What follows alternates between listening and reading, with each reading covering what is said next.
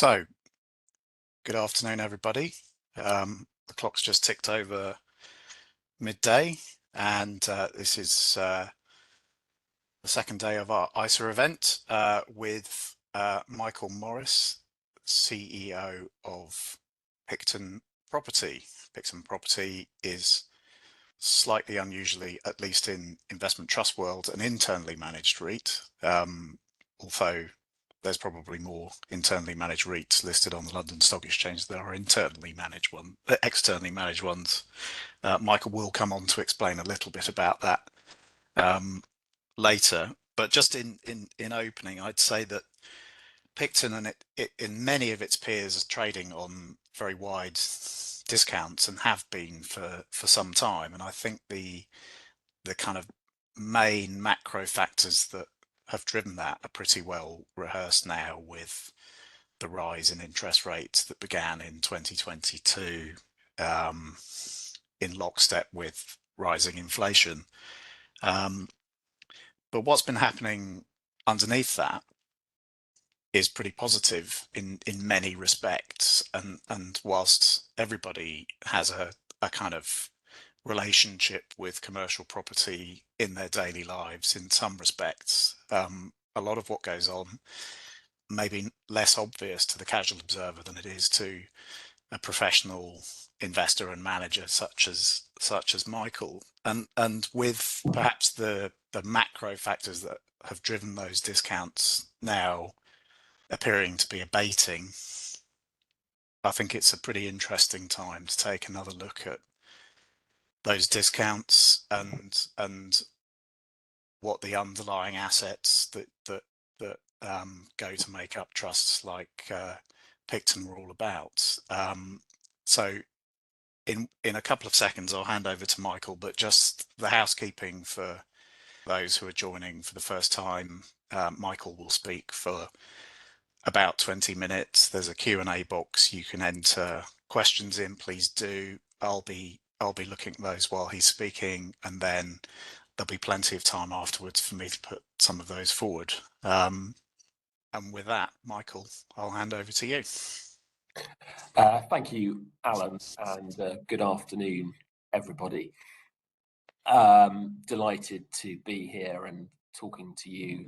When I was asked to present this, I thought actually what would be good is to perhaps talk a bit more about real estate as a sector and as an asset class. So this presentation has a section on that, some headline thoughts and observations as to the attractiveness of real estate generally. I then wanted to talk about current trends in the market. Alan has alluded to a number in his introduction, but I think, understanding what is going on, across multiple sectors and geographies at the minute with everything that is happening would be relevant for investors. I also wanted to talk about the benefits of the REIT structure, certainly structuring in commercial property, and particularly when we think about open-ended funds has come in for quite a lot of criticism, but I think the REIT structure is very valuable, and I wanted to draw on that. And then finally, at the end, there are 2 or 3 slides just about Picton and our business and what we do, and hopefully that provides some useful introductory colour, shall we say, for those of you that don't know Picton, and maybe more is available on our website. So starting off and just looking really at real estate, and particularly commercial real estate as an asset class, what I wanted to do was really highlight the importance of income as a component of total return in commercial real estate. It's much higher in commercial compared with, dare I say, the residential sector. Even if we think of agricultural sector, much lower income returns, and this is a compounding attractive component. But it's not all about income. it's a trade-off in terms of income and capital as we look at total return, and the chart at the bottom shows where undoubtedly the real estate has shown its cyclical side, and in the last 12 14 years, we've had the GFC, we've had Brexit, we've had COVID, and then the rising interest rates from following the mini budget, and all of these things one needs to think about when investing in terms of timing and the constituent parts here.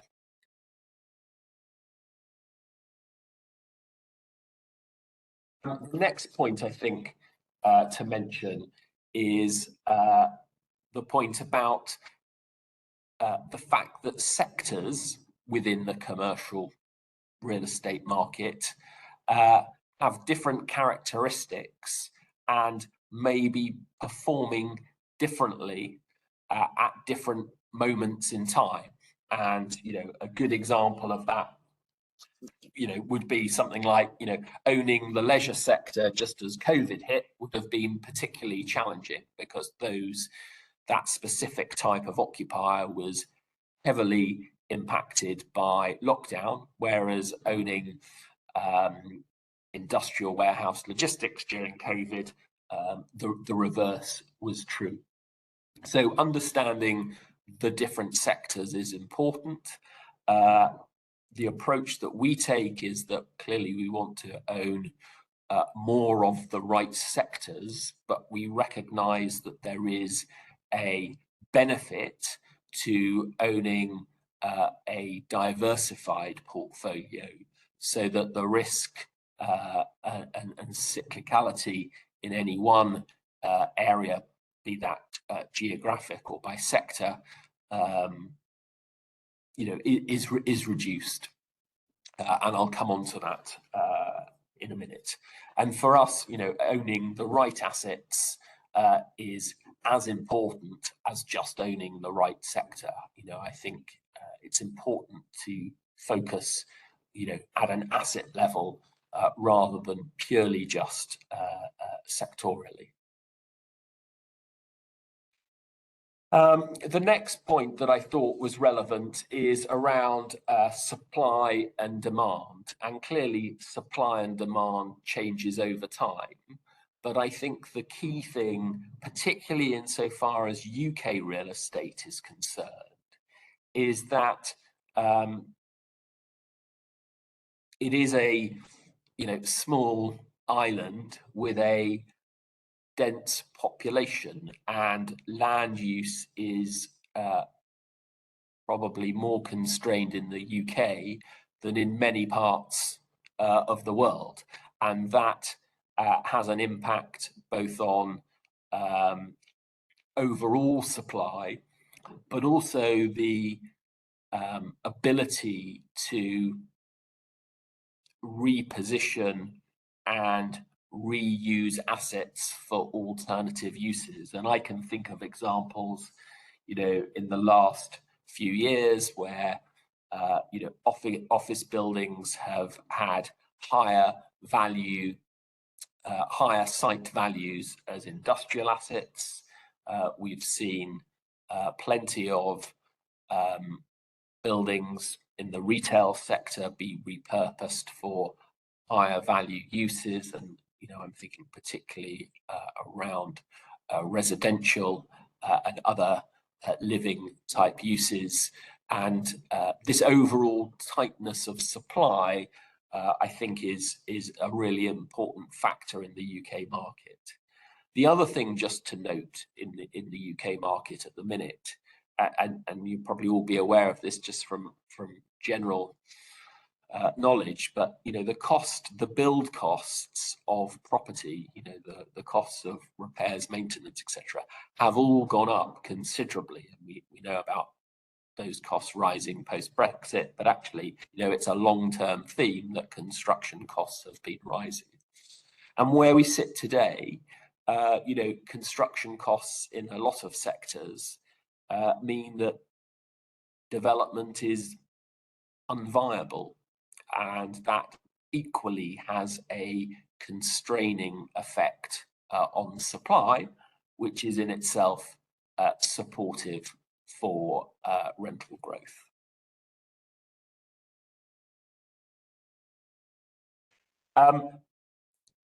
This maybe is obvious, but I think it's relevant. You know, as owners of property, certainly Picton is not a passive owner. It's not about a buy and hold. We are generally looking during our ownership to add value to the assets that we own. And there are various things that we can do, various levers that we can pull to have a positive influence. And, you know, I've listed some examples here, but, you know, adding a floor to a building, you know, would do that. Improving the overall income profile or lease lengths, or swapping out a poorer quality occupier for a larger, stronger occupier. Investing in locations where the infrastructure is improving, you know, being in close proximity to the Elizabeth line, for example, is a very recent example where land values have improved around those sort of infrastructure nodes. So these are all the things that we do as owners to have a positive influence, and that's a very different proposition to where you're, you know, investing in a bond or an equity or a more passive type of investment. The next thing I think that's worth just recognizing is that, you know, I suppose as the economy and the, you know, the country evolves, so does what is demanded from property. And we sort of think today around some of the, you know, work from home impacts, the online retailing, the increasing need for more sustainable buildings. You know, this isn't new. The type of offices or buildings that were occupied 20 years ago are very different to what was occupied 40 years ago. And I think my view is that property is always evolving. And as owners, we need to continually be thinking about how each market or sub-market is evolving, particularly what occupiers want and need, and making sure our buildings remain relevant.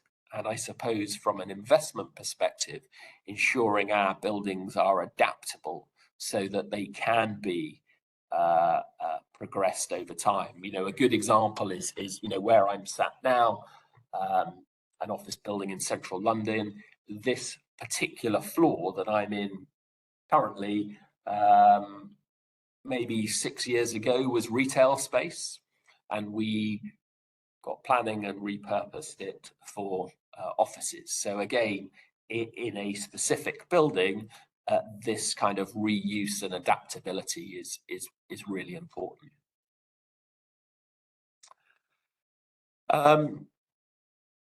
My next thoughts were really around property as a service. And, you know, I remember when I started in real estate and property was, you know, almost seen as quite feudal. You know, there was a landlord and a tenant. And very rarely were they joined up in their thinking. I think it was, you know, the norm of long leases and you know, the interactions generally happened at around the time of rent review. Life is very different now. There's definitely I think the expression is sort of hotelification, certainly in the office sector, but just generally engagement with occupiers has improved immeasurably, and it's something that we're really focused on. We think having good relationships with your occupiers, ensuring that the properties that they occupy work for them, and you can work with them to expand or contract as their business evolves. And clearly, by doing that, you should be getting higher occupancy, reducing void costs, going back to the income point I made earlier. And even as we look forwards around some of the green issues, engagement with occupiers is key. And we have 5 key areas where we engage with occupiers to hopefully improve their experience, but also enable us to be maximizing the sort of the use of our assets. So those are just some headline thoughts around the sector as a whole, and I want to now just drill down into some of the current market drivers and dynamics.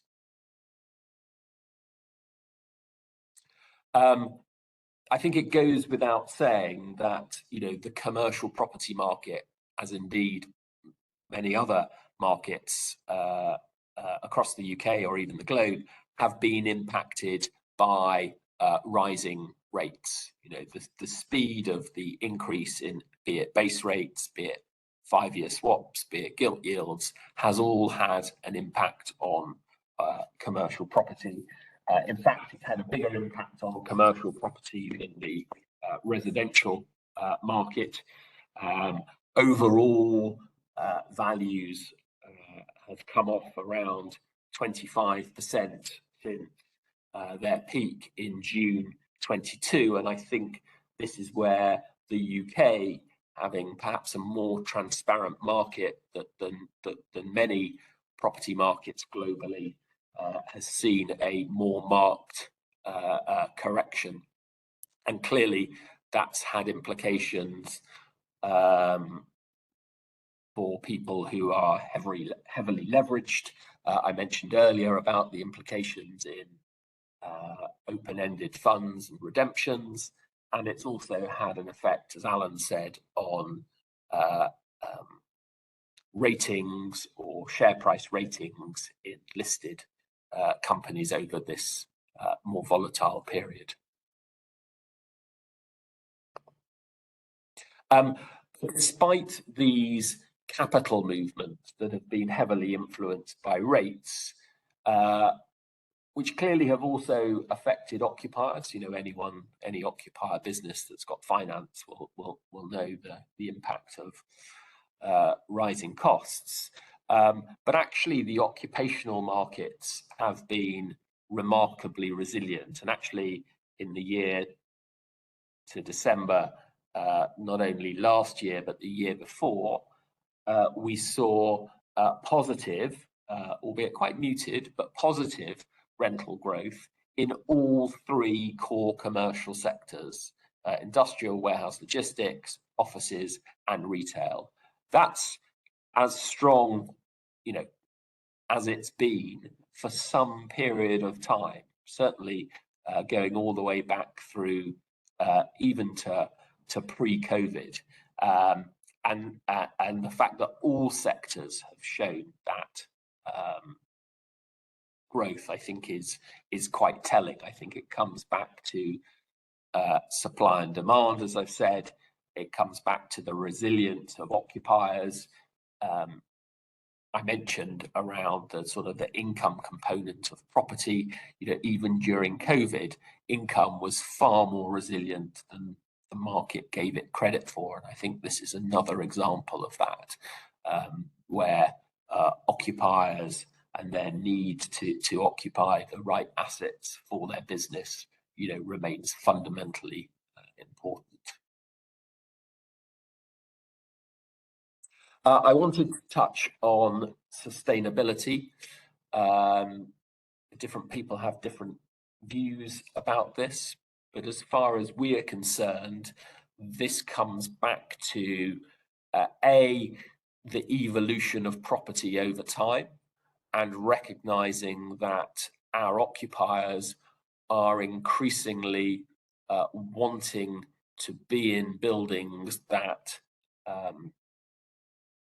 aren't going to be impacted by climate change, or equally are going to be efficient to run and show that they as a business are doing their bit in terms of any net zero transition. So for us, this isn't about purely being altruistic, although we clearly want to do the right thing. But what we want is to own assets that occupiers want to be in. And if that means ensuring that they are efficient to run, are well run, and don't rely on fossil fuels, then that's something that we're going to do. And I think you're already seeing, and some of the correction in pricing over the last couple of years, I think, has also been impacted by the difference between brown and green assets, and indeed the costs of converting brown to green. So a really important part, I think, of what we do and will continue to do going forwards. And then my final slide, just before I talk about Picton itself, is just about REITs. And REITs, I'm sure most of you know, stand for Real Estate Investment Trusts. And I think you're probably well familiar with the concept of investment trusts or investment companies. I think, though, they're a really interesting concept for real estate for a number of reasons.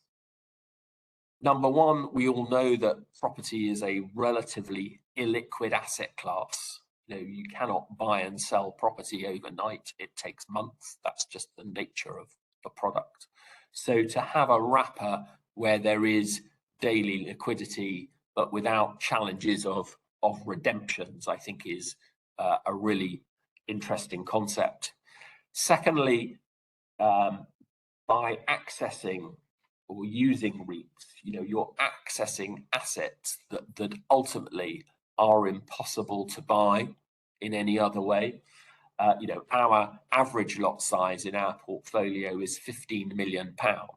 So, by pooling assets and providing exposure to those assets, you're accessing a very different type of product that anyone could own individually.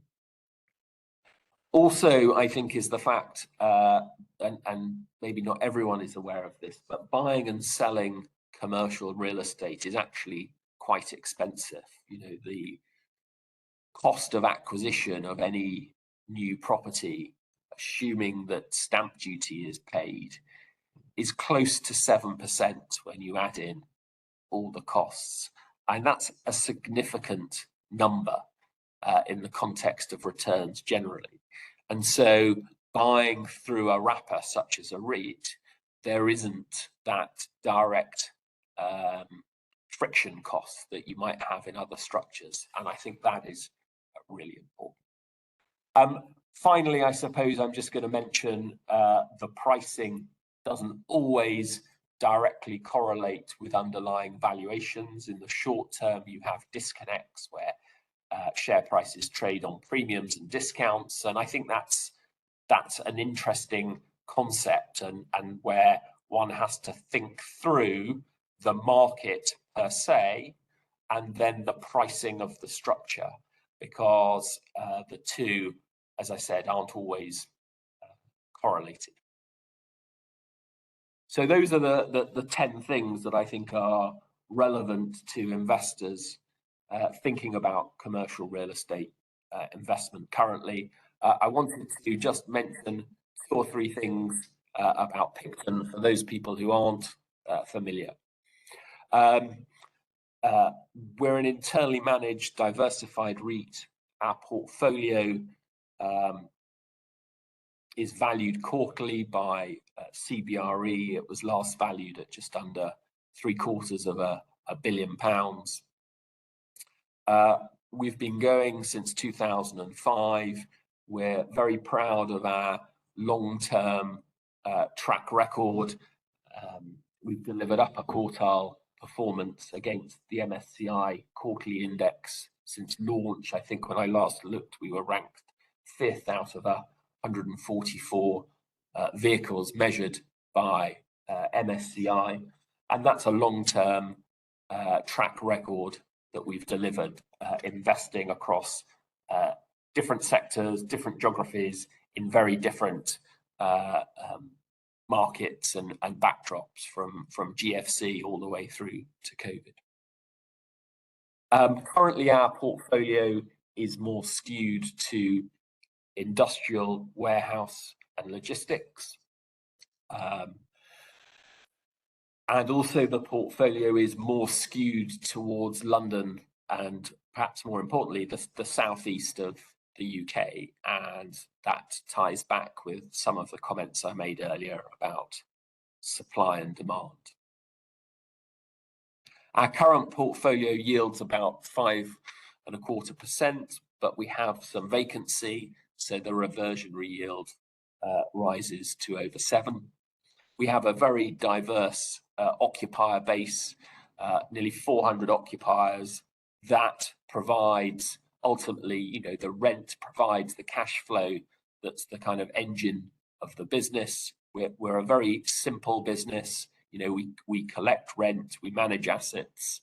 You know, we have property costs, financing costs, and really what's left is the element that forms the dividends. That's the basis of our distributions, and we try and operate with a fully covered dividend, so we don't pay anything out of capital, and we like to have a surplus in any periods that enables us to think about reinvesting and ensuring the portfolio, you know, is properly funded. Overall, we have a loan to value of sub 30%, reasonably conservative, and the majority of our debt is not only fixed, but fixed for quite a long period of time. And in the current market, where we have seen rising rates, we've been heavily insulated from that, which clearly has had a positive effect in terms of defending our earnings, shall we say. So just sort of summarize, in terms of our own business, we're positioned, we think, for continued outperformance against MSCI. We are adapting the portfolio, recognizing market trends and changes, and a number of assets we're repositioning in the short term. And there's quite significant growth, we think, to grow our underlying income position through capturing rental upside and indeed enhancing the overall occupancy in the portfolio. As Alan mentioned, we're an internally managed REIT. That means that all the employees work directly for the trust. There's strong alignment in terms of share ownership, share schemes, etc., to ensure that everyone is on the same page and in this for the long term. We have a good balance sheet, long-term debt, and a fully covered dividend, which I mentioned. And then in terms of the market as a whole, and hopefully you've already got this message, but you know, it's been difficult in 2022, 23, as we've seen rising rates, but actually sentiment is, I think, improving as we look into this year, with a greater depth of buyers and broadly valuations starting to stabilize. There are, you know, differences across specific sectors, geographies, and indeed specific type of assets.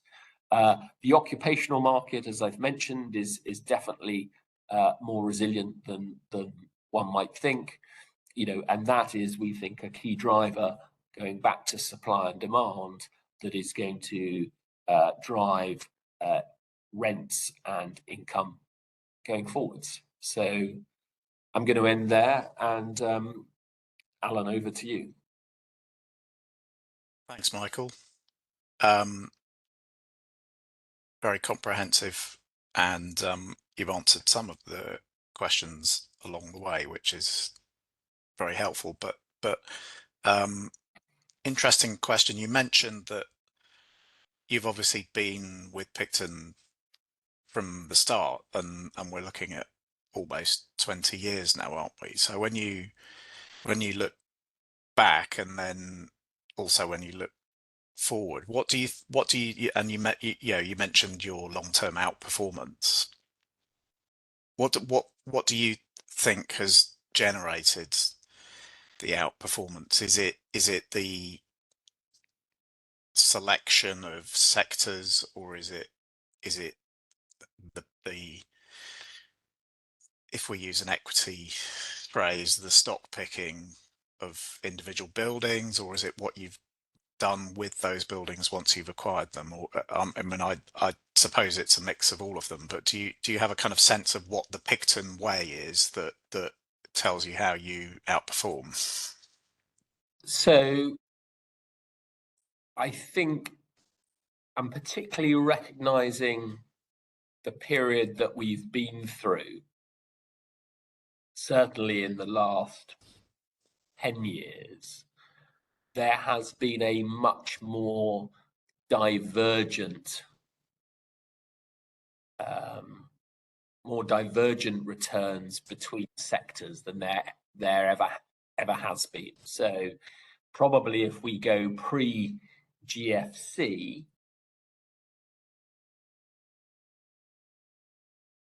I wouldn't say it didn't matter what sector you were in, but actually everything was going reasonably well.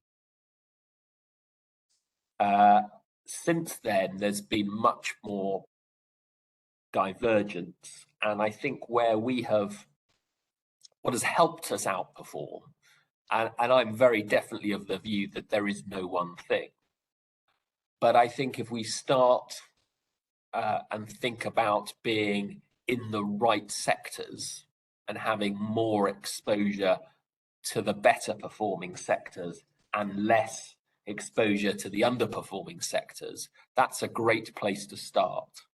And we were and have been quite fortunate in our thinking in terms of being overweight industrial, underweight retail, and actually divesting certainly of certain office assets, at or around the time of Brexit. And maybe in hindsight, we could have divested a little bit more. But, this is the point about diversified. It's not all your eggs in one basket.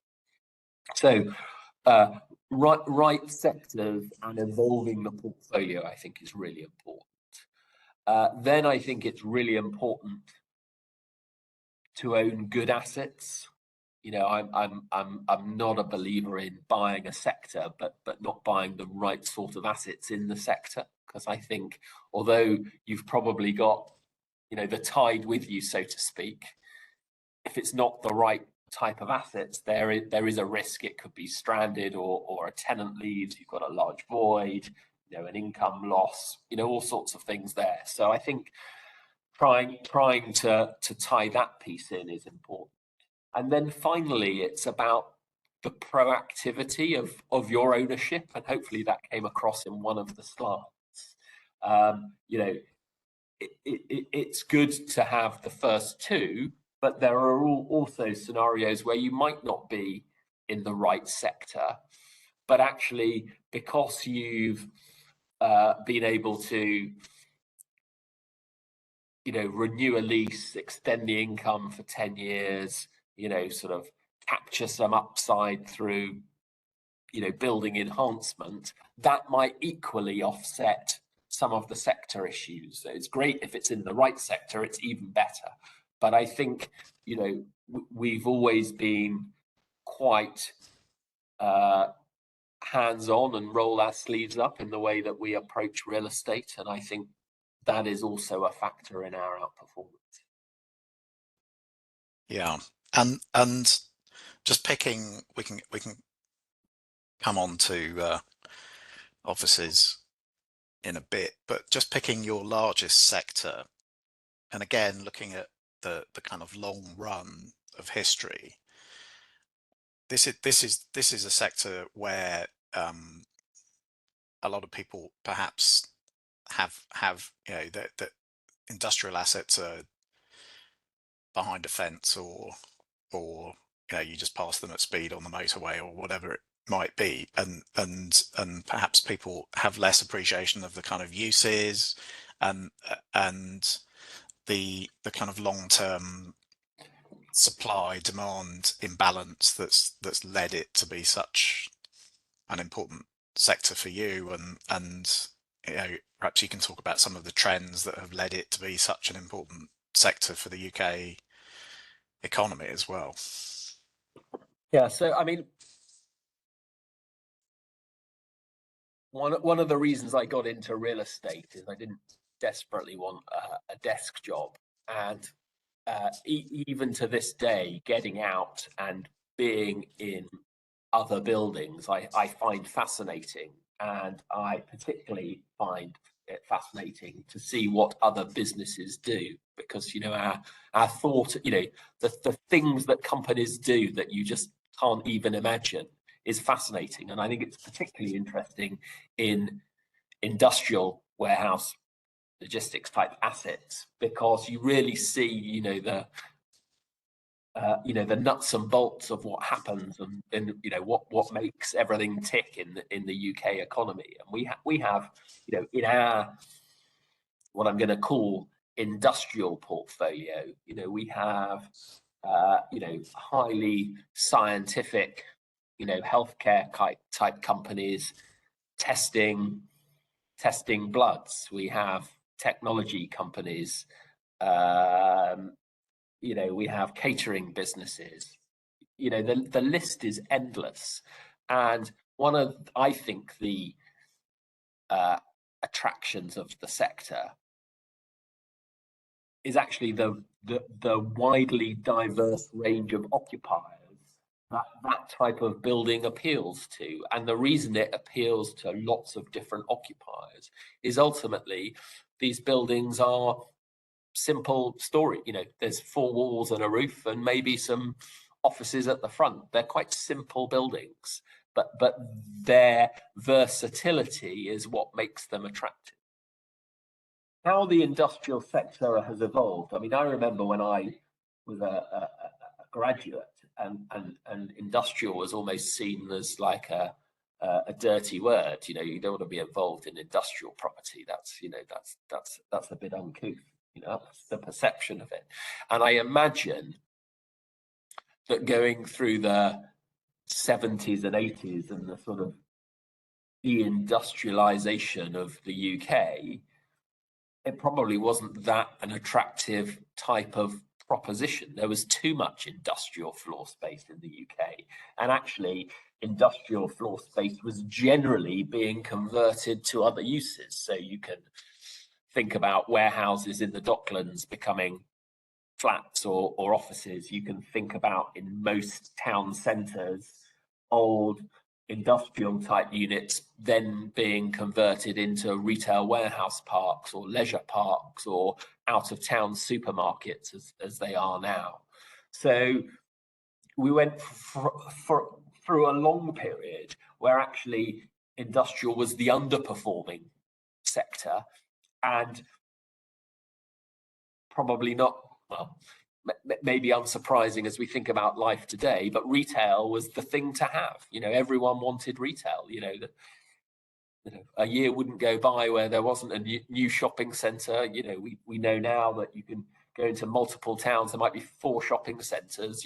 That supply demand balance that I was talking about went completely the other way. The pendulum swung, and we all know about online and the impact that has had. But I think that's why industrial, even today, having had a very good run over the last 10 years, is so interesting, because all those plots that were about in the 80s where things could be developed have actually disappeared. And okay, I think there's a slightly different story around, dare I say it, motorway junction distribution units. There's plenty of fields that can still be concreted over and turned into industrial units. But I think even that's changing as we think about planning use and biodiversity and needing to think about using land more effectively. And where we have tended to invest in the industrial sector is where we've invested in edge of town centre, just sort of estates. And I suppose what I mean by that, is when people head off at the weekend to get some DIY goods, or, they need to, find that company that does, they're the people that occupy this sort of space. And it's generally, in most towns, in relatively short supply. And it goes back to what I was saying earlier. That's why we think, there's still real longevity in this sector. Yeah, and for our viewers, whilst I won't identify the poor building in question, Michael knows the town I live in very well and talked me through all the reasons why a particular office asset was in the wrong location, because it was next to industrial, and it just demonstrates the kind of detailed local knowledge that a business like Picton develops. It's really about some very specific locations, isn't it, Michael? It's not just putting a dart in the map and hoping Yeah. for the best. And I think it's even more so today, that level of detail is really important, because you can look at two buildings and they could on the face of it look very similar and be in the same location, but the sort of the nuts and bolts within them is different. So, how is the building running on gas or electric? Is the plant and machinery new and fit for purpose for the next 10 years? Or actually, have you got a multi-million pound capex bill coming around the corner because, everything's on its last legs?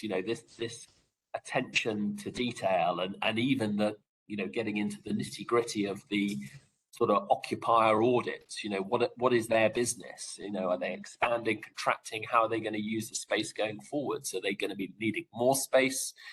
Is there an opportunity to exit them, put someone else in who can afford better rents? There's some real minutiae stuff there, but actually is really important for how properties might perform, and just simply being in the right sector, or what is the right town? I mean, I think people can get too het up about, oh, this is a good town and this isn't. I mean, ultimately, it comes down to how things are priced, to some extent. Yeah, yeah. Shall we just turning to offices? I think offices is the kind of visible commercial property topic that lots of people will be familiar with. It's been high profile because there's been this rapid change in the way that people work, with the pandemic obviously accelerating that hugely. So perhaps we don't need to go through all of the background, and perhaps just reflect on, have you seen a sort of stabilization in terms of being able to put leases through? I think, in the COVID era, perhaps people were postponing decisions if they could. Has that stabilized, and do you have a kind of a better um, do you have a better idea of what people's future use is going to be? And also, how is the environment changing in terms of getting repurposing through? Because you mentioned supply and demand for industrial, and arguably there's too much supply in office. So is that coming? Is it coming to fruition that you can repurpose, and what's the opportunity for Picton? So, I think the last 12 months or so in offices has been, dare I say, a perfect storm, or an imperfect storm. And clearly, you've mentioned about working from home. I think that's less of an issue now. I think that's far more stabilized. But I think office occupiers are increasingly recognizing that the space that they need, and to attract, retain talent, sort of feature you know, all the well-being things that employers are seeking to offer, and at the same time recognizing their own commitments or future commitments around sustainability, is meaning that as lease events happen, more often than not, companies are seeking to upgrade space. Now, that's not to say that, you know, going back, as I mentioned earlier, you know, 10 years ago, 15 years ago, 30 years ago, people weren't looking to upgrade their space. But I think the green agenda has exacerbated that, and some of the poor performance of offices in the last year or so has been driven by a realization of a need for significantly more capital expenditure than people had perhaps allowed for previously, which is further exacerbated by the fact that construction costs have gone up, you know, in a post-Brexit environment. So you've got the need for more expenditure for sort of brown to green initiatives, the fact that just the simple cost of it has gone up anyway, and a recognition that more companies are now thinking about this in their relocation plans following a period of 2 years when most people spent most of the time, if you were in an office, working from home. I mean, I think slightly going back to the industrial sector, you know, pretty much everyone in an industrial unit probably worked in an industrial unit during COVID. That's what they did, you know. That's, you know, whereas it was, dare I say it, slightly too easy and too comfortable to work from home. But I think a lot of companies recognize the benefits of collaboration and in situ events. And so I think, just so I'm not overdoing it, but I think it's the capital expenditure piece that has really impacted pricing in the short term. And I think once we overcome that, you know, buildings with good natural light, good floor plates in good locations will remain very much in demand, but you have to invest into those assets to keep them relevant.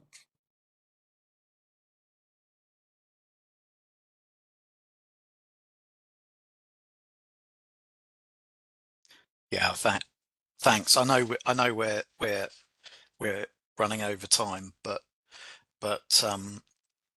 perhaps you could just round up by talking a little bit more about something you mentioned in your list of 10 things. This concept of net initial yields and estimated rental value is you know, something, if investors want something else to look at when comparing REITs, looking at ERV is an interesting number, isn't it? Do you just want to talk about what they are, and also how you go about moving one from the other? You know, what's the opportunity set for Picton specifically in terms of taking your rent roll up to the ERV? Yeah. So I think the starting point is that probably there are, I don't want to overcomplicate this, but I'm going to say there's 3 types of rent. There's the passing rent, i.e. what someone is paying you this quarter. There's then the contracted rent, which is the rent which has been effectively pre-agreed. So to give just an example of that, you know, someone might be paying 100 grand per annum at the minute, but they've got stepped rents in their lease. That means next year it goes to 120, 150, 170. So that's the difference between passing and contracted 100 versus 170. And then you have what we call an ERV, or estimated rental value, which is if the space were to be vacant today and were to be released in the open market, what is the rent that you would achieve?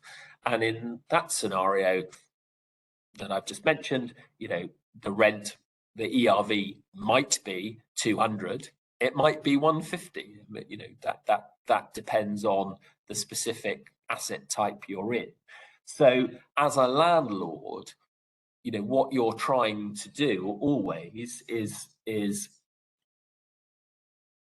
look to capture those market rents, or indeed fixed uplifts throughout the course of a tenancy. And we've got, you know, a scenario recently where we've got a retail unit where back in the day we agreed CPI uplifts rather than open market, and that's, you know, working in our favor at this next rent review. And the occupier was very keen to have certainty about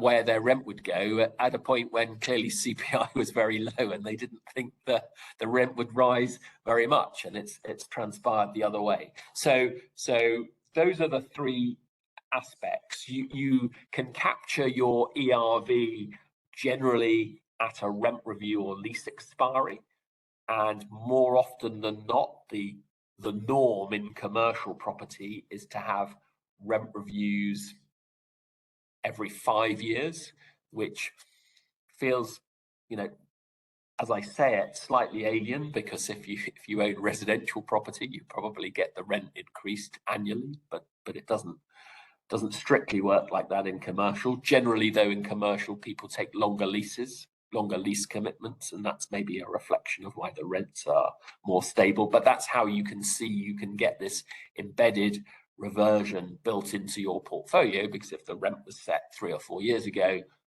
you know, come the time of the review, there's some big uplifts. And I think in our last trading update to the market, you know, we had quite a number of examples where rents were being increased by 50%, and even in some scenarios 100% relative to the prior passing rent, because, you know, those markets have evolved and over time as well.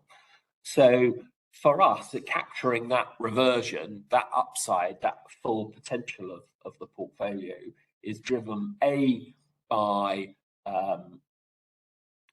stepped rents, fixed increases, B, by improving occupancy, and C, by, admittedly, over a 5-year cycle, because nothing is, you know, it's not all renewed in a specific year, capturing that rental reversion. And they're the key drivers on rent. And as I mentioned earlier, you know, we also have to think about the capital side, the capital component.